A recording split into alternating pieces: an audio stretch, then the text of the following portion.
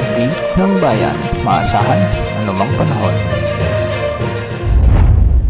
Magandang araw po sa ating lahat. Narito na ang update sa lagay ng panahon ngayong araw ng Miyerkules, September 4, 2024. Sa kasalukuyan ay patuloy na kumikilos na pakanluran si bagyong si Enteng at ngayon ay nasa severe tropical storm. Bukas asahan na lalakas pa ito bilang typhoon category habang binabagtas naman ang kanlurang direksyon patungo sa may China.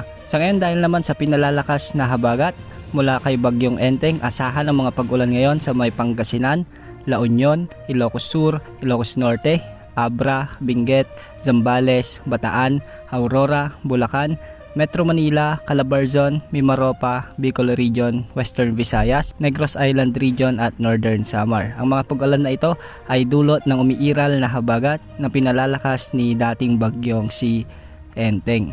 Ang mga lugar na ito ay posibleng makaranas ng mga malalakas na pag-ulan kaya mag-ingat po lalo na yung mga lugar na ilang araw nang inuulan sa banta ng pagbaha at pagguho ng lupa. Pagsapit naman ng September 5, araw ng Huwebes, asahan pa rin ang mga pag-ulan sa Ilocos Region, Zambales, Bataan, Aurora, Bulacan, Metro Manila, Calabarzon, Mimaropa, Bicol Region, Western Visayas, Negros Island Region at Northern Samar. Dulot pa rin ito ng umiiral na habagat. Para naman sa nalalabing bahagi ng ating bansa, asahan naman ang mga pag-iral ng localized thunderstorms sa bahagi ng Mindanao at ilang bahagi ng Visayas. Ang mga lugar na ito ay posible ring makaranas ng mga isolated rain showers o kalat-kalat na pag-ulan lalo na pagsapit ng hapon at gabi. Posible pa rin ang mga biglaang pagbaha at pagguho ng lupa.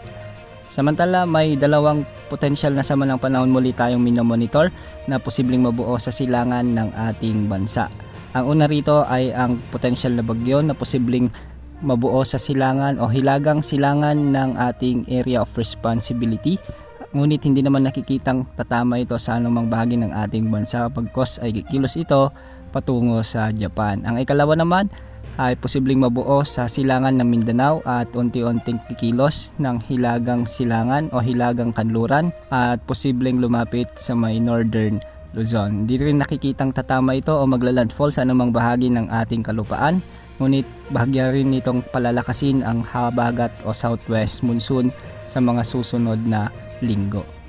Yan ang update sa lagay ng panahon. Ito po ang weather update ng bayan, maasahan anumang panahon.